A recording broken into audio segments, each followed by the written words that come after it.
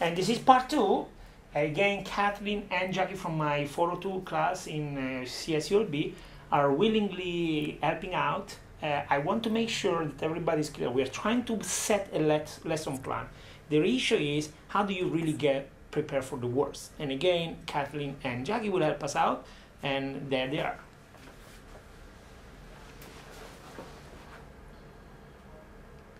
Okay, so in beginning with your lesson, how did you describe what a fraction was or is?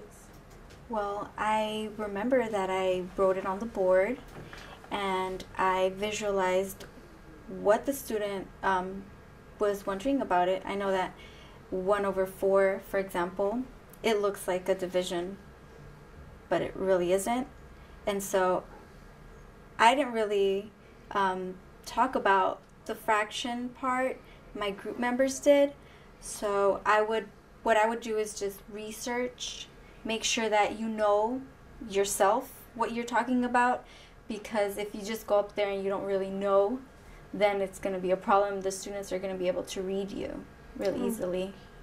So when you researched, how much did you have to do to make sure that you were comfortable with your material? How much research?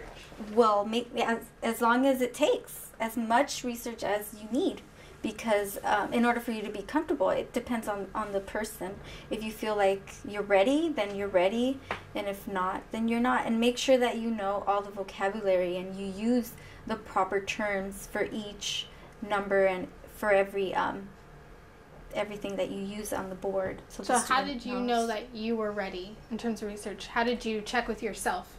Well, what I did was I taught it to somebody else. So I just to make sure that I knew what I was talking about.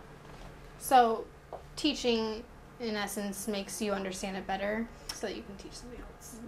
Right. And just it's important that you look up all the words, like I said, and actually say them, not just say, "Oh, I know that," and then not practice it. Practice it. You can practice it in your head if you don't know. You're a friend. It doesn't necessarily have to be a younger person. It could be anyone. Okay. Now, when you imagine that a student might make a mistake or has a question, how did that prepare you to figure out what you might say? Well, you should focus on any like the worst case scenario. Like, make sure you explain everything. Make sure that that you have that background in order to be prepared. So what do you mean by worst case scenario? Well, worst case scenario is like the student will not understand anything. And I would say that it's important to use visuals and write on the board as much as possible, and write down the actual terms. Make sure that the students say them and they are familiar. So do you need to be ready for every question that might be asked? Yes. And if you're not, if you're not, that's perfectly okay, because you can always say to the student, "I'm not sure about that. Can I get back to you?" Or you can even say, "I'm going to write that in a suggestion." You can have a suggestion box. You can say, "I'm not sure about that. I'm going to write it down in my suggestion box, and I'm going to come back tomorrow and give you the answer. I'm going to look it up." Okay. And I think that's perfectly okay. And it's better than just improvising and just not really sure about what you're talking about. That way the student knows that knows that you know what you're talking about. Okay. So do you try and trick your students into catching minor problems? Yes, because... How do you do that? Well, what I did was, for example, I talked about exponents and how to use the exponents with fractions. So what I did was I put up an example, and I put, for example, 1/4, and then I put the exponent 3 just next to the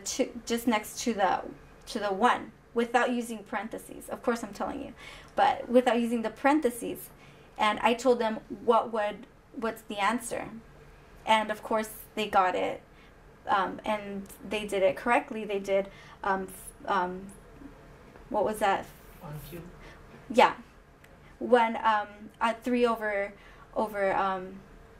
what did I say? 1 cubed 3 over 4? right. I did 1 cubed over 4, and they got it correctly. They just that which equals 3 over 4, and I was thinking that they were gonna because I didn't use the parentheses, and I had already told them that they needed to use the parentheses. That's why I said I wanted to see if I can trick them. So I took out the parentheses, but they managed to notice that the parentheses were missing.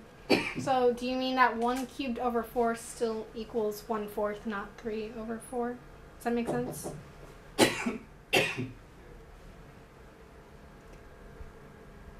Yeah. Oh, yes.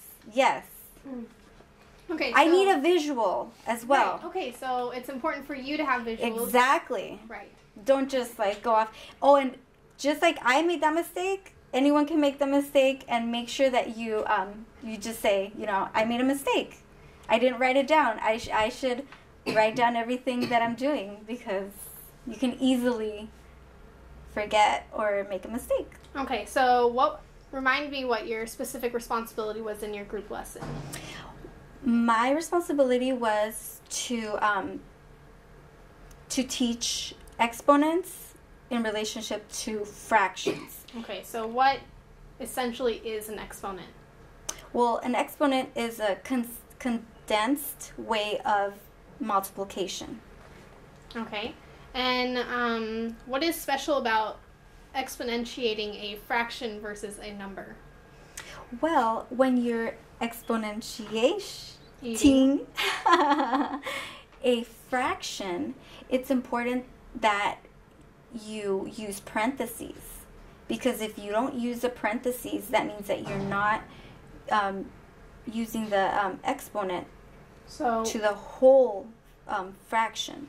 Where do the parentheses go in the fraction then? Where's my visual? Well, the parentheses would go over just the numerator or the entire fraction. Okay. Because why? Because the parentheses means that you can just go back to PEMDAS, parentheses, exponent. So you can write that on the board, and you can say, now we're going to use parentheses. What does parentheses mean? You can ask the students, what is a parentheses? You can always ask what they think the answer is. Okay. Do you think that using questions kind of relieves the pressure from you teaching the class only to engaging the students? So would you ask questions a lot in your lesson?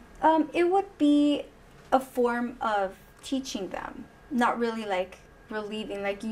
I don't think that you should just ask them a lot of questions and then not tell them. Or what do you mean by relieving stress? Well, for someone who just says direct instruction the entire time, won't really engage any of the students. Correct. So do you think that engaging the students by asking questions is important? And why? Oh, yes. I think it's important to ask them in order, like you said, to engage them and for them to feel like they're part of the lesson. And in order for them, when you ask them questions, they're paying attention. Many times, if you're just talking as a student in a classroom every day, right now, if a teacher's just talking, I myself tend to sidetrack. I try to pay attention, and I know that if I know that my teacher's going to ask me questions, I'm going to pay more attention. Okay. All right. Thank you.